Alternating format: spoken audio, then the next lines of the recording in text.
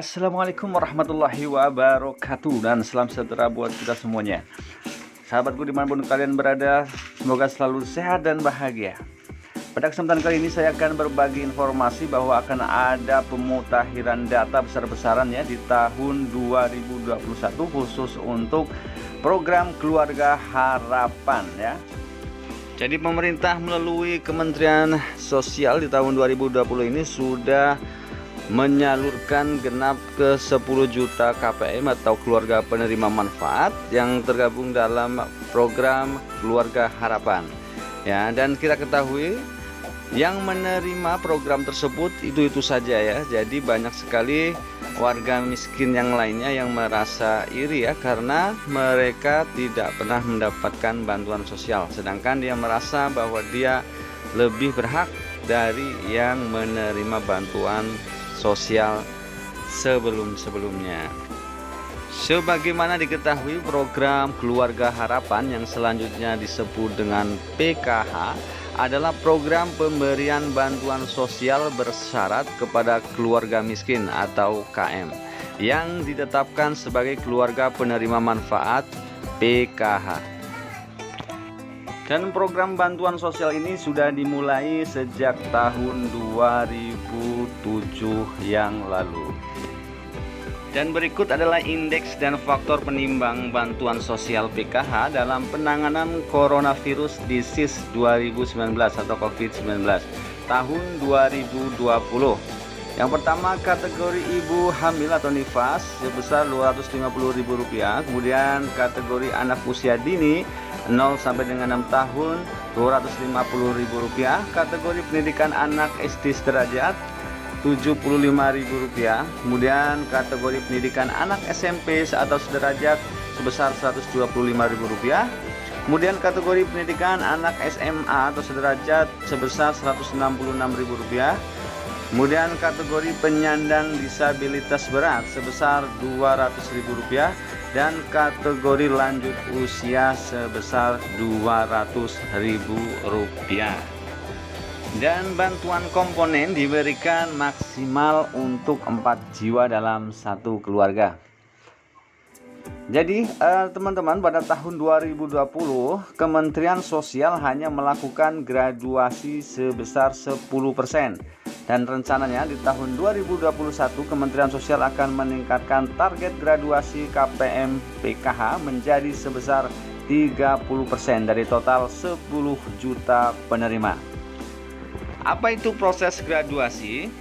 Jadi proses graduasi adalah merupakan proses pemberhentian kepesertaan program PKH dalam rangka pemutakhiran data.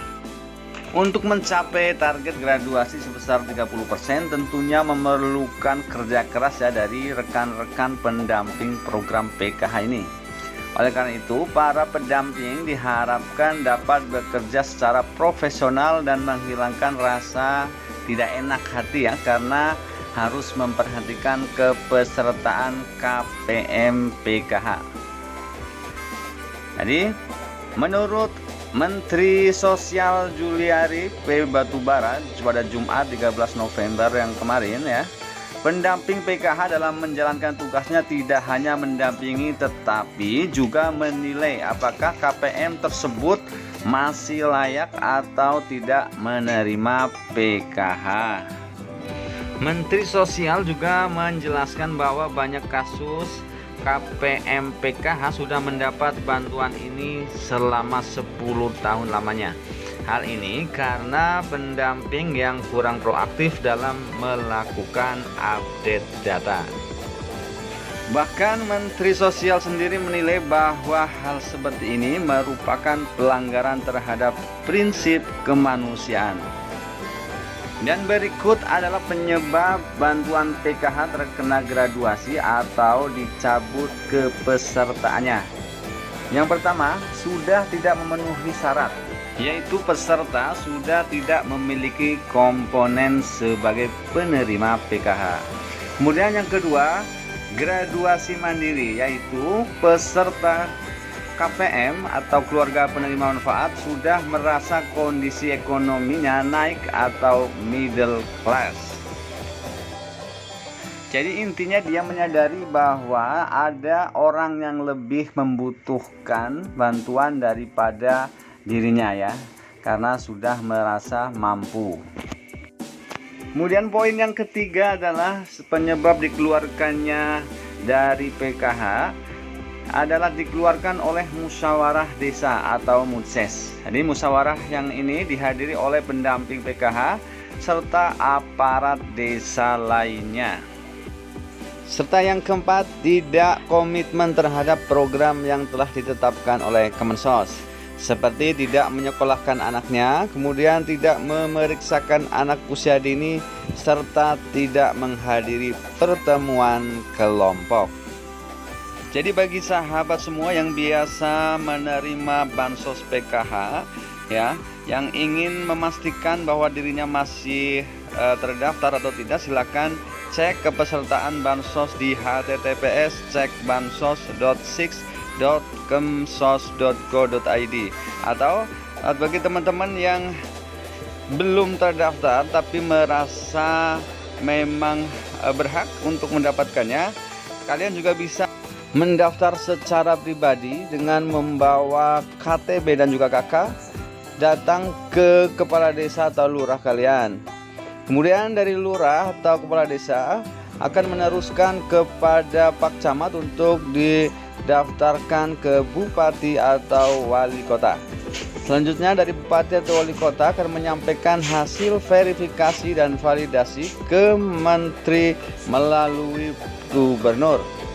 Setelah itu akan ada pemanfaatan data oleh kementerian atau lembaga pemerintah daerah. Setelah itu akan masuk ke bansos pemberdayaan, dan kalian bisa langsung cek kepesertaan kalian setelah terdaftar di cekbansos.6.kemsos.go.id. Dan jika nama kalian sudah terdaftar saat pengecekan, berarti kalian sudah berhak untuk mendapatkan bantuan sosial atau bansos PKH ini. Baik teman-teman semuanya, kiranya cukup sekian untuk informasi kali ini, semoga bermanfaat. Jangan lupa like, komen, dan subscribe, kemudian tekan tanda loncengnya untuk selalu mendapatkan notifikasi video, berita, informasi, serta tips-tips terkini dari Asyahra Studio Channel. Dan akhirnya, Assalamualaikum warahmatullahi wabarakatuh.